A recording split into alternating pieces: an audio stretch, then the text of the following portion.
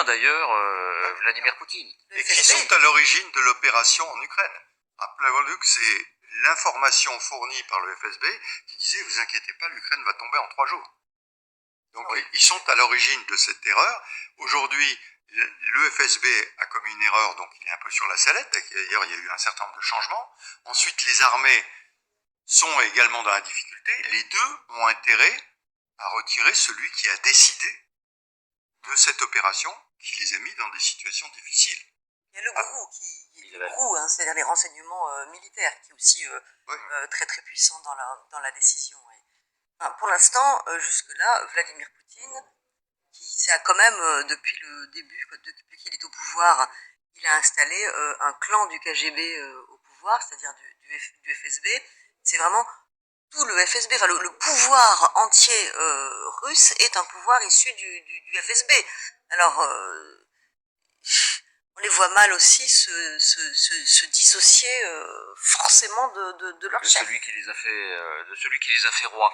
Quel poids pèsent ces nationalistes et ces durs, ces faucons dont on parle depuis tout à l'heure dans l'opinion russe? Évidemment, c'est impossible à dire.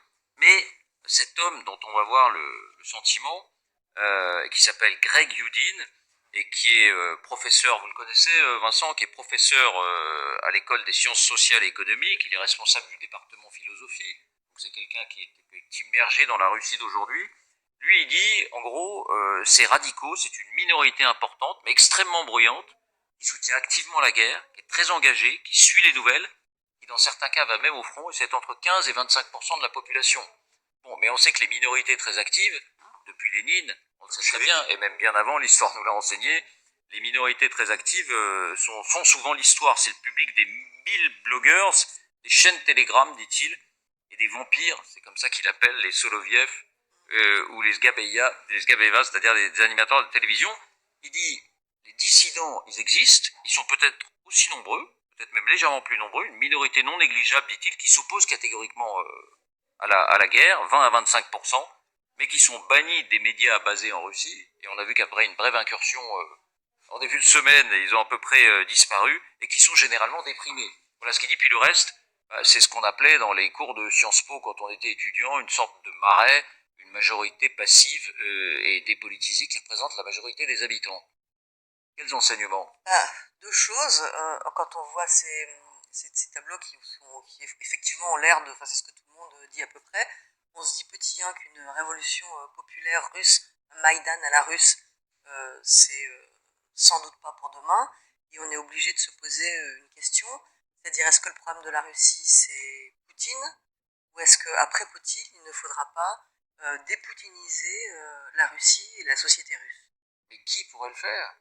Qui pourrait le faire, puisqu'on voit que précisément ces faucons, comme on les appelle, sont la force agissante visiblement aujourd'hui sur la scène publique. On peut aussi imaginer un jour, enfin il y a eu Gorbatchev, n'était pas non plus le démocrate pro-libéral que certains décrivent aujourd'hui. On peut aussi tout à fait imaginer qu'un jour arrive à la tête de la Russie. Navalny n'est pas non plus ce démocrate libéral qui est décrit tout le monde. Navalny est un nationaliste. Je veux dire, il a été très très ambigu sur l'annexion de la Crimée. Donc on peut imaginer que un militaire un peu plus... la seule chose, c'est ce que disait Vincent, c'est en fait la raison, un retour de la raison.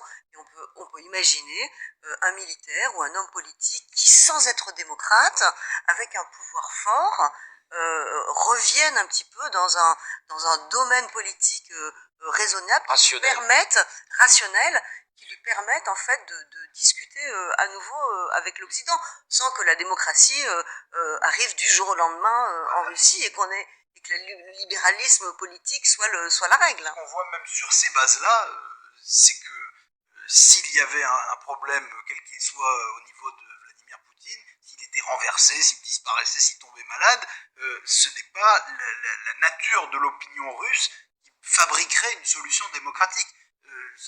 Les ingrédients n'y sont pas. Donc il peut y avoir un coup, il peut y avoir un renversement, une prise de pouvoir, mais certainement pas un courant de l'opinion, enfin en tout cas si on croit ces chiffres, pas un renversement dicté par l'opinion pour arriver à une solution démocratique. Ça, on a l'air d'en être assez loin. Oui, Vincent. Pour moi, le scénario de l'insurrection populaire est totalement chimérique. non seulement parce qu'on a ces 60%, mais dans la même analyse qu'il a distribuée sur son fil Twitter, donc Greg Youdin attire notre attention sur le fait que l'audience des chaînes de télévision inféodées au Kremlin a décliné de 25% depuis le début de l'agression militaire. C'est-à-dire que beaucoup de Russes, le Marais, comme vous le disiez à l'instant, eh bien, ils veulent pas savoir. Ils veulent être